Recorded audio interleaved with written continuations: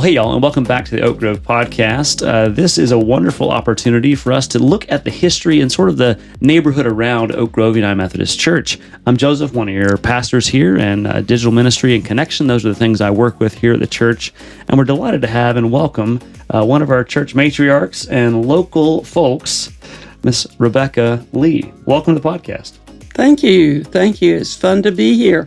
Yeah, and I've been here for 7 years now, but you're one of the first people that I met when I came to the church, and everyone said, you need to meet and talk with Becky Lee so you can understand a little bit more about the background of the church and the area, and you were a wealth of information then and continue to be so now for us. So we're so glad you're here.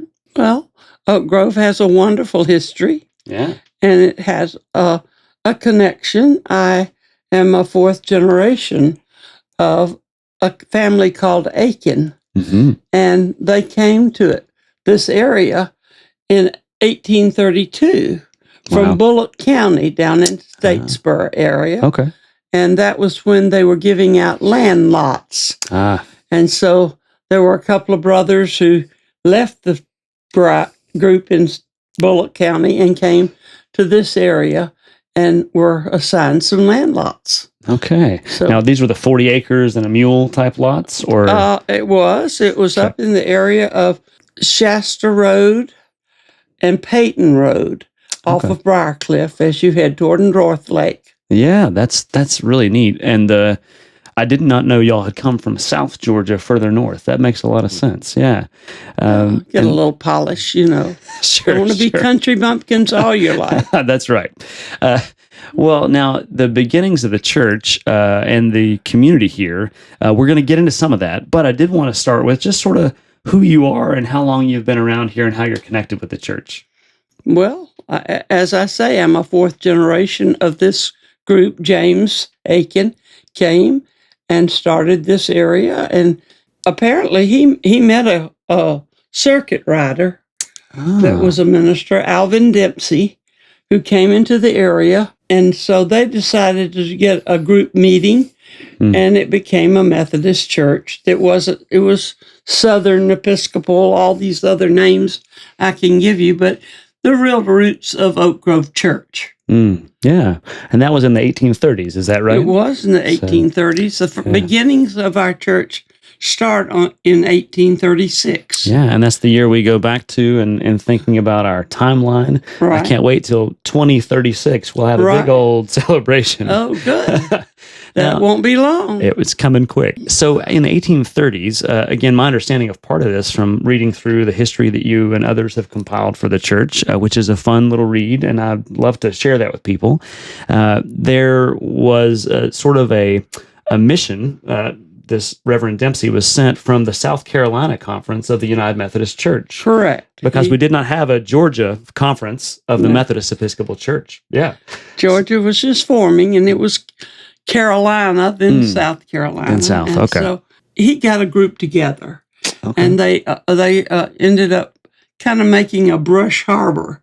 Yeah. It didn't have a building. It just got a bunch of trees together, and like when we were kids, wanted to make forts in the woods, and that was where it was, and that happened in the fall of 1836. Wow. Later, they decided it was a little cold. The weather changes had not occurred back then as much, and so we were still getting very cold weather, and they found it would be useful to kind of put more of a building together. Fortunately, he fell in love with a lady that was in the Lively family, and the Lively family are on Briarcliff, and still have a lot of property in that area. And as they started up Oak Grove, they found a location that would be suitable, and they built their first location there. It was a log cabin type of fix, and it was the hand-hewn logs and the trimmings of that era. Later, they began to get a little bit more property and grow a little. I think they might have had 10 or 12 members by then. And so they came on up the hill up Oak Grove. They just followed Oak Grove. Okay. It was just a path, an Indian path of the Sequoia Indians were in our area. Their main place was in the Doraville section. Okay. Yeah. And there's a high school, a school named Sequoia Middle School now, which I happen to have been assistant principal. Oh, wow. So I've been there for some events for our daughter with DeKalb Special Education. So yeah, we've been there for some basketball camps. And a lady in this area got all that information where they met, and it's kind of on a knoll up in Doraville. And so they named the school Sequoia, and he happened to be the one who developed the alphabet. That's right. For the Indians. For the Cherokee people, yeah. So that's beautiful, yeah. And I knew some of that history, but not all the Sequoia part of that. Coming on up, we got up to the top of the hill of Oak Grove. And that's across from where the current elementary school is. Pretty close, very close. Okay. It didn't serve too long. There was this fellow that led some soldiers through this way. Yeah. And they came all the way down from Roswell, Georgia, where we call Roswell. And they had this path, a wider path, and it was called Shallowford. And it dips down, and that's where the ford came in. And it came into another little path that is now Briarcliff. And they were lighting fires to many of the homes and came down Oak Grove Road. I lost my home place that had been built on Oak Grove Road because my family, James Aiken, had developed, he had a family, of course, starting. Sure. And so they got to that area and burned our house down. And it's the same house that's across from the park. Our wonderful park that Oak Grove has. Yeah. And it's a white house, and it's been there since the late 1840s. Okay. And it was burned to the ground. But they had a smokehouse, as we all know. Kitchens were not affixed to the houses. Right. So that smokehouse is still standing unharmed. If you ever have the opportunity, you can stop and ask them if you can look at it. The White House, though, was rebuilt in the later in the 1860s. Sure. After this happened in 1863, 1864, and they replaced it on the same foundation. Sure. That had originally been built. And that through that family, by 1888, were fairly sufficient and doing well, had acquired a lot of property in the area. Okay. Because there wasn't real estate agents fighting you for the property then. Like now, right? Not like Oak Grove now. A little different. So they were kind enough to sell a piece of property for $1 to Oak Grove Church. Yeah. And that's where the original Oak Grove Church is now. It's kind of where Heritage Hall. Sure. That building. And it became used as the Oak Grove Church and school. Yeah, and school, right. And school.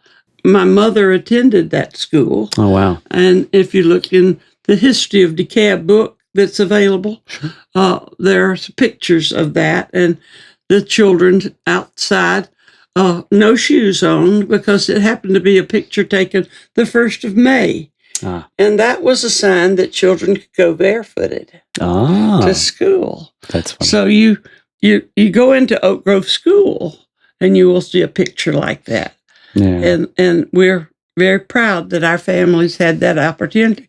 But we rented it to DeKalb County. Sure. I don't really know how much. And it was a 2-room schoolhouse used. Yeah. From there, they thought they were getting a little bigger as the early 1900s came along. They built a building where our parking lot is available for the young children's school. It was a beautiful church. It was all wood and had everything you could ask for except electricity and heat and those things.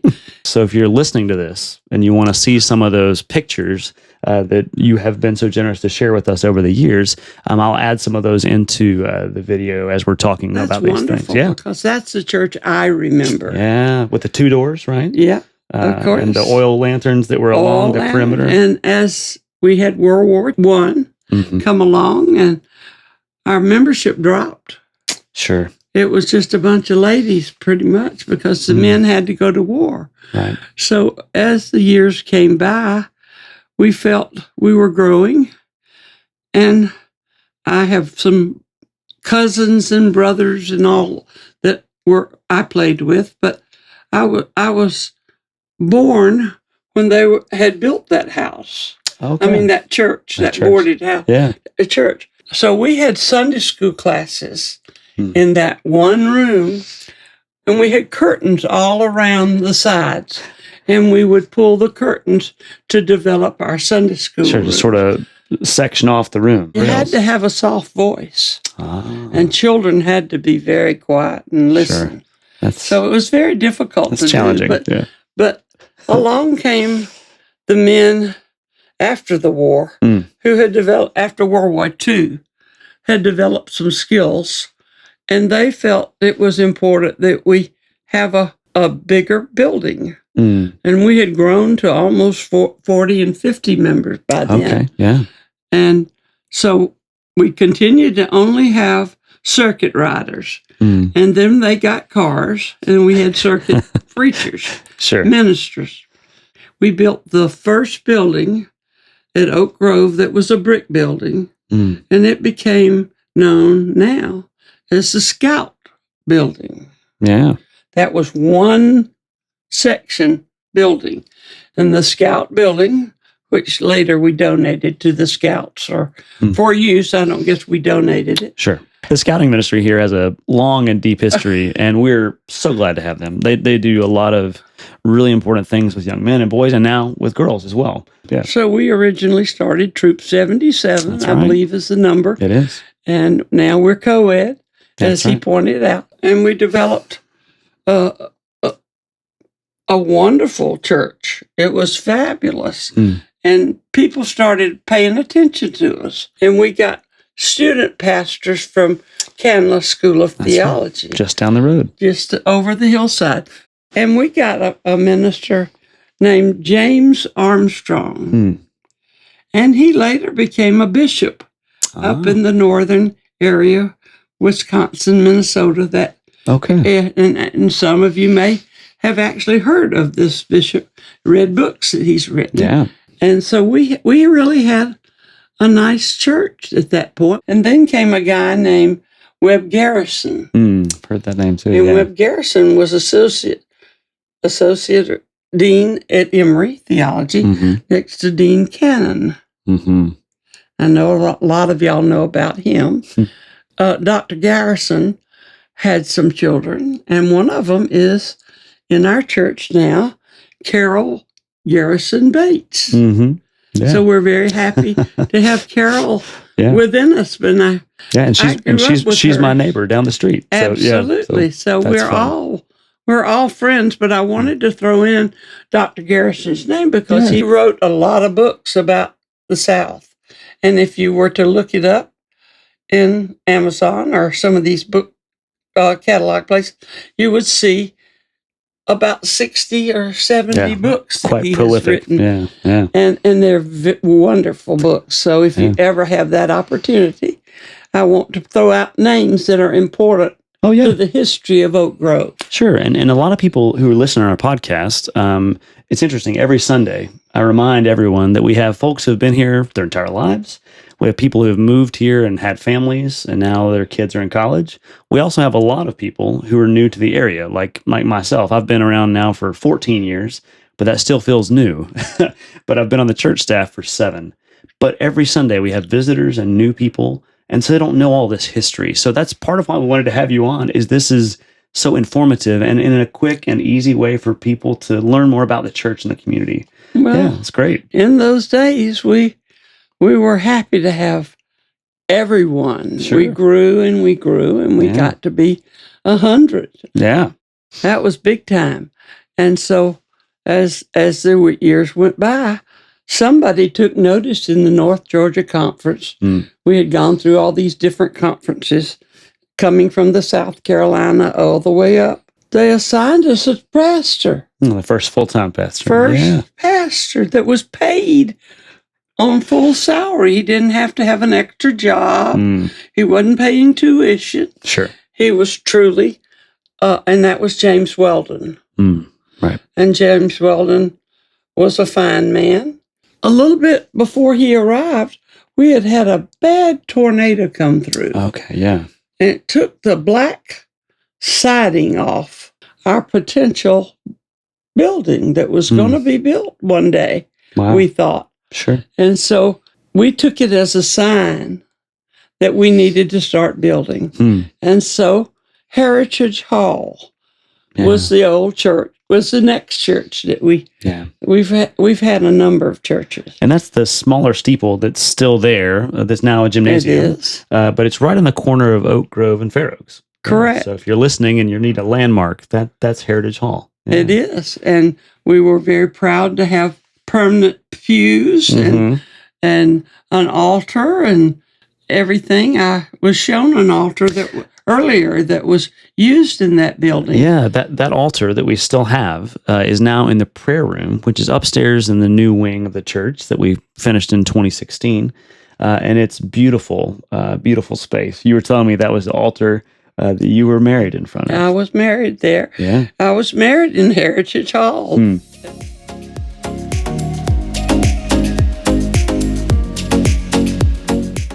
James Weldon was the first pastor in that church. Yeah. And he had been there with us throughout the building process. And that was pretty exciting for us. And Oak Grove community grew. We started growing about the time Toco Hills, the Shepherds owned that property. Right. And they developed Toco Hills, which we thought was just fabulous. Oh, yeah. Oh, we came. And they had a pharmacy and all that kind of great stuff. And there, from that point, we even grew more. Right. And when I joined the church, and I shouldn't tell how old I really am, but in 1955, I joined the church and was also baptized. Right. I had a father that was a Baptist. So we were never baptized with our Christian name. And so we did not do that to me and my brother, who was a little bit older. He was going off to college and decided he wanted to be Christian. Yeah, be baptized. Baptized. And so I wanted to be with him. And the fifth grade at that point took the confirmation classes. Sure. We had them too. Oh, good. And that was something I would remember. And I remember playing hopscotch and learning to say my prayers. Oh, wow. I'll get in that box if I could. God help me. And so I used God as my helper at that point. I can remember that happening. Wow. And so I grew up in the Heritage Church and was so proud when my boyfriend became my fiance. And he and I had met over in the Druid Hills neighborhood. Okay. So he was someone I knew from age 4. Wow. So we had a long romance. Yeah. And married in 19 whatever year it was. But that was the history of my connection with Oak Grove as I grew up. Sure. And I'm very proud of that. Absolutely. And that's such a wonderful experiential understanding of how it was like. And so this was sort of the country. I know we've talked about some of the roads, and the road that my family lives on, you've told me was where there was, now which relative was this? With my grandmother's oldest brother. Okay, yeah. He had a metal works. He shoed horses and did all the things. Yeah. I have a shovel he made. A farrier, someone who would properly shod the horses. Yeah. And so I had family in your property. They were the last to own it before it was developed. Sure. And from that area, Now, as far as all the developing around here, if you drive around the neighborhoods and look around from Leafmore on up here, all the way into Sagamore Hills, Oak Grove Acres, Breckenridge, there's some different eras of development. And so a lot of the development around here, I believe, happened in the late 50s. Correct. And early 60s. Is that sort of your memory of that? Earlier 50s, people began to make a little bit, and Leafmore developed. Right. It was one of the first subdivisions that came about, and it still is. Yeah, a lot of our church members are there. A lot of beautiful homes that people have built are in that area. Sure, so, and lots that they've renovated and kept some of those original architectural features too. Which I have family that have done that. Yeah, and my uncle, my mother's older brother, developed the corner where Oak Grove Market is. Yeah. That little shopping strip was developed. And it was originally at the front of the street. Sure. It faced La Vista. Okay. It was right on La Vista, and you could just pull in. And my understanding is that the Grove restaurant used to be a gas station. Is that your memory? After my uncle decided to grow with his shopping center. Sure. So someone of some skill moved the whole section. Wow. Just back moved down it back that down the hill. Yeah. Behind the Grove, and went all the way back to that property line. Wow. Well, that line where it was going to dip again, and he developed. At that time, they had Pinkard Cleaners was one of the first to come in with the drugstore. Sure. And the drugstore is developed from Toco Hills Pharmacy. From coming over. Okay. Yeah.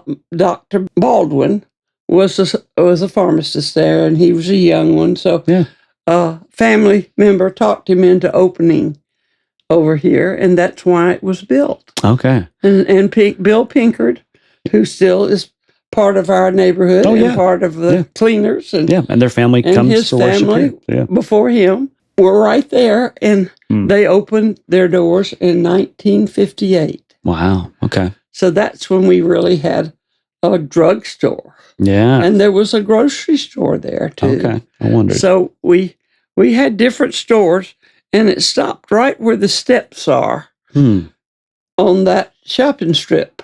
And later, people wanted more room, so we got some more. We got more room. From there, you go on down where I guess Queenie's, and it goes all the way down to Paul's Salon. Yeah, spelled a little different from my Paul. Yeah, sure. But my grandfather had kind of a shopping area up there called Cheek's Store. Yeah, and it was a grocery store, and it was on the corner across the street from the Grove. Okay. Where this beautiful house is now located. Sure. It was first a Gulf station. Oh, okay. And then it later became a Standard Oil station. Yeah.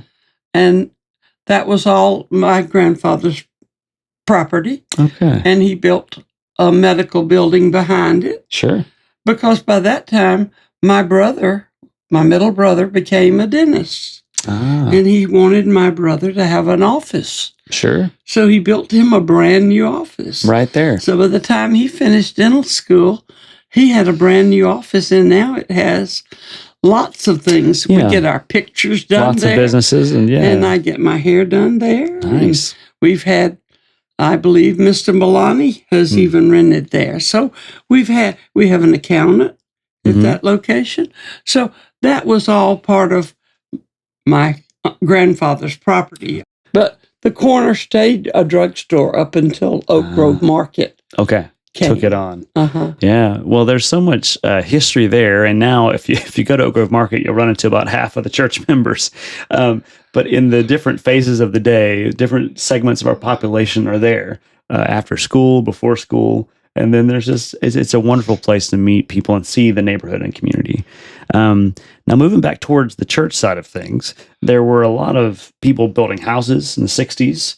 Our house is a brick ranch from 1959-60, and people moving in. And so the church starts to experience some overcrowding We got up to 1,000 members. Wow. Wow. And that was 3 services on a Sunday morning, right? And a night service. And a night service. Wow. I love the evening service. Yeah, that was a big thing in that era. Yeah. Well, it could be now because you started our communion service in the evening, and so that kind of replaces in my mind what was going on. Yeah, and I inherited it from Reverend Susan Allen Grady, who was here just before me, and she helped start that. So yeah, it's a midweek communion service every Wednesday, 5 p.m. if you're interested. And during the year when we have church dinners, a lot of people come for that short 30-minute service of worship, especially if they're traveling on the weekends and want to get that worship occasion in.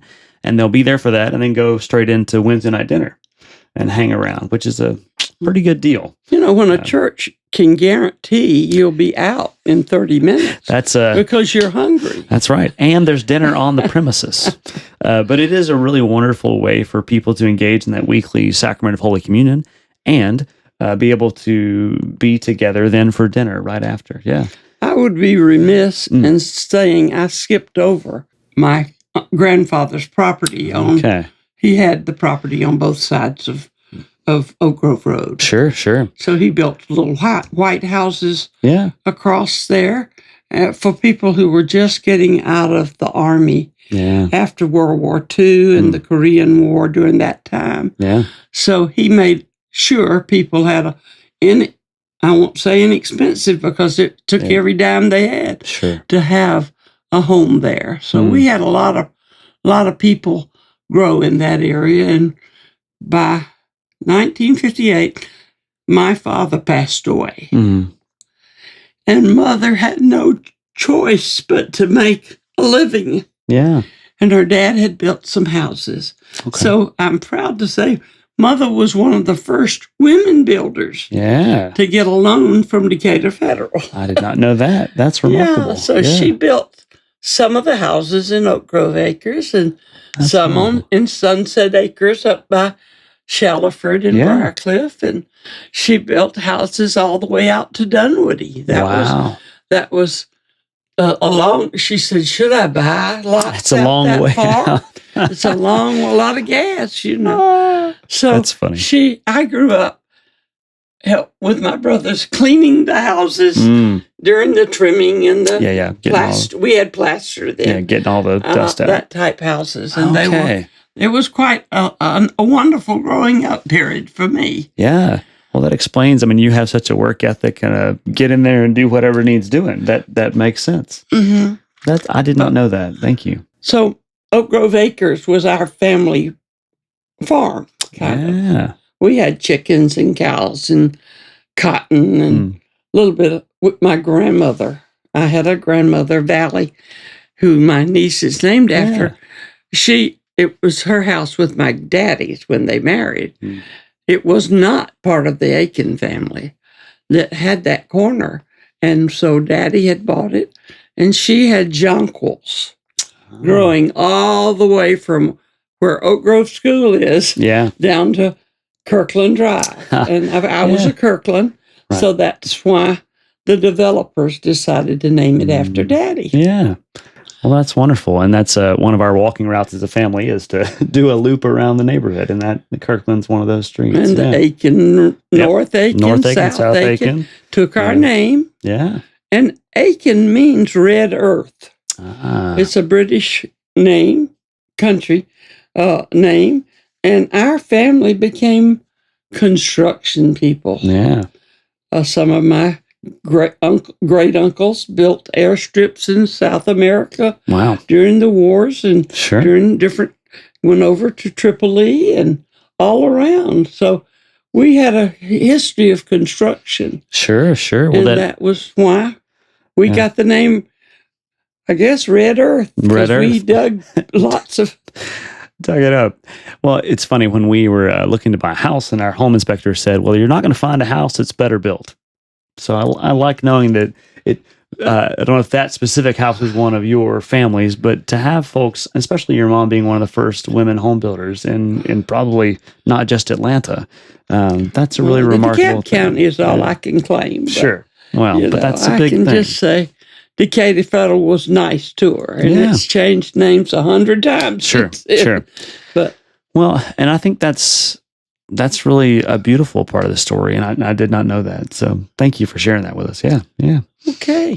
What else would you like to know about us? Well, I think so. In the '60s, as the church was having 4 services a day, there was something that happened that helped us to move into our current sanctuary. And I'd love for you to share a little bit of your remembrance of sort of Decision 66 and that wonderful time. Well, before Decision 66, we had a Bill Guerin was a member of our church who is Julene Miller's father. Okay. Stepfather. And he worked for Decatur Federal. Okay. And churches couldn't get loans. Yeah, it wasn't as common back then. It wasn't common. So what we did was, as church members, we had a desk out front of the building, and any member that would pledge their home and sign a contract to build. Wow. So it was all on our names that made it possible to have the next portion built. Yeah, which is the current sanctuary Oak Grove It became the sanctuary. It first became the children's building. Right. At the back and and that's the northern part of our building. Beautiful section until a little bit later in the 60s. But wow. It was exciting. Yeah, and I think one of the things that I learned about when I first arrived in the church staff was that level of generosity. For me, as a young person with kids and moving into the neighborhood and working somewhere, can you imagine putting your home up as collateral for a church to acquire the money and funds to build a sanctuary? That is just a different level of generosity and trust in God, trust in your neighbors and community that I think our church continues to live out of that generosity. And so I think thank you is what I would say to you and to others. Well, it was 1998.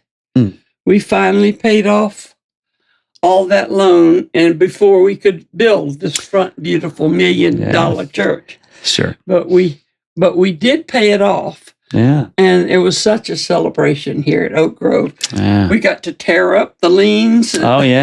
Burn the mortgage. Mortgage, and we did the whole thing. So that's beautiful. There are a few people here who were part of that. Part of both ends. They're not young, but a few my age actually did it. And we were young homeowners too. Yeah. So.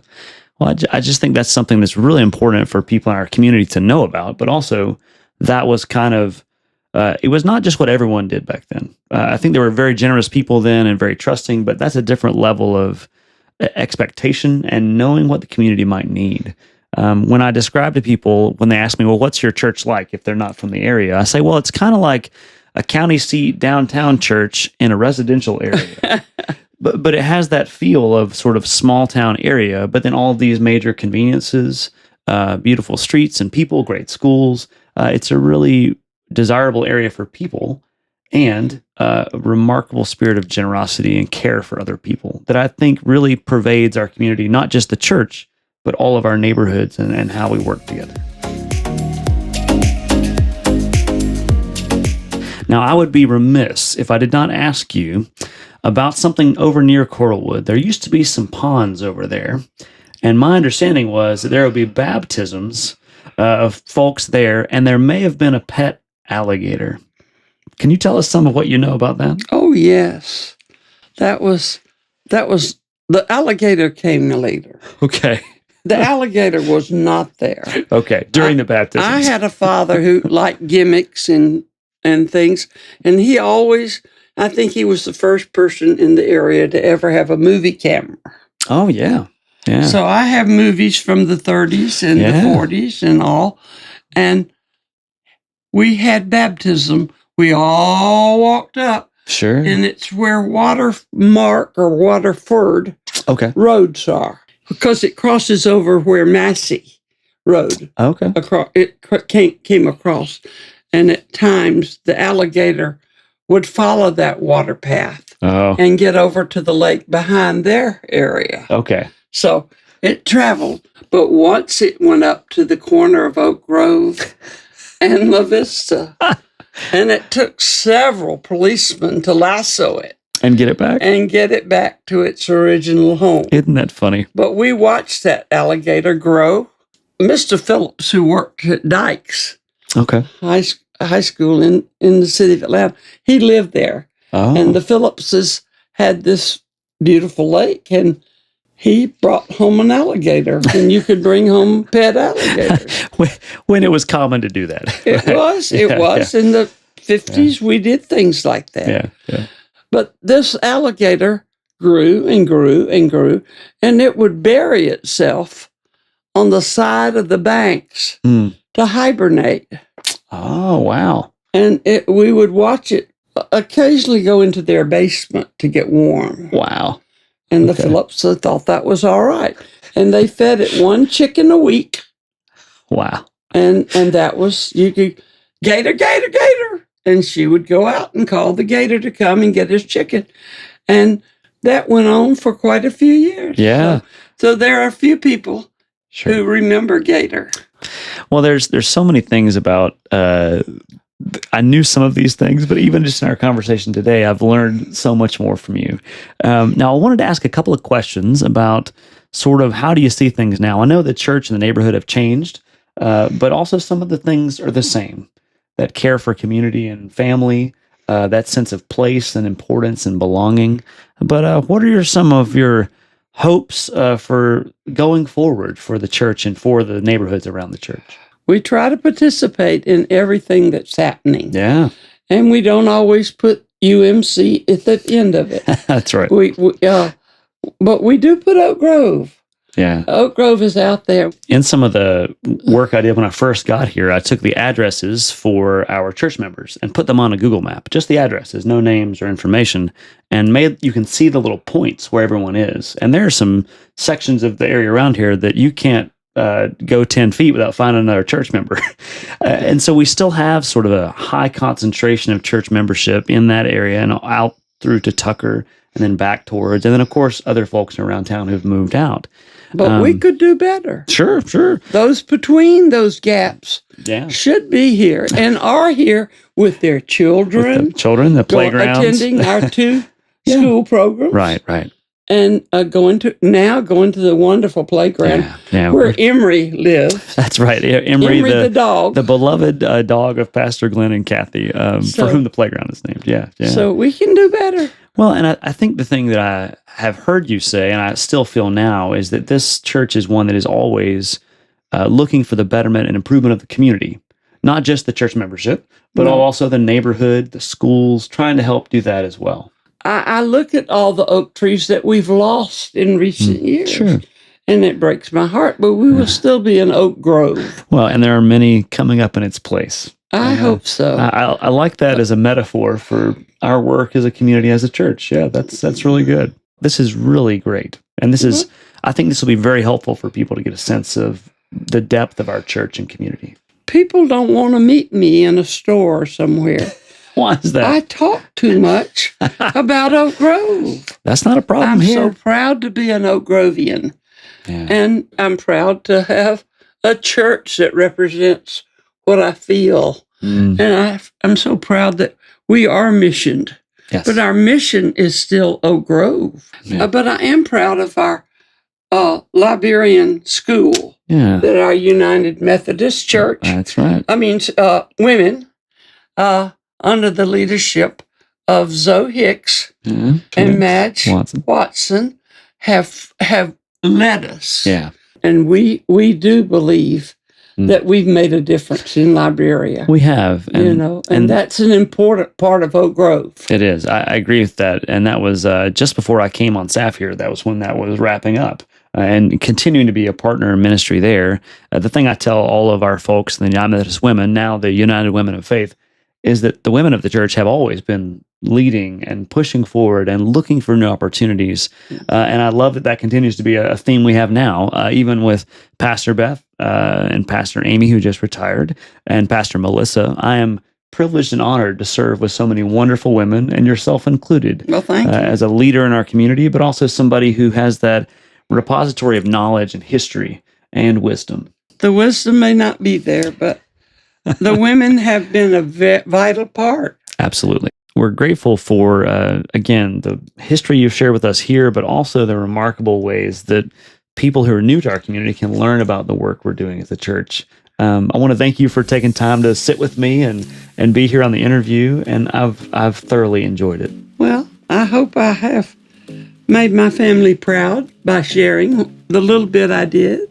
Well, thank you for being on the podcast. Thank you all for watching and listening to the podcast. If this is interesting for neighbors or friends or other family members to hear some about the history of our area and about the church, send this to them and help them to understand a bit more about the community here.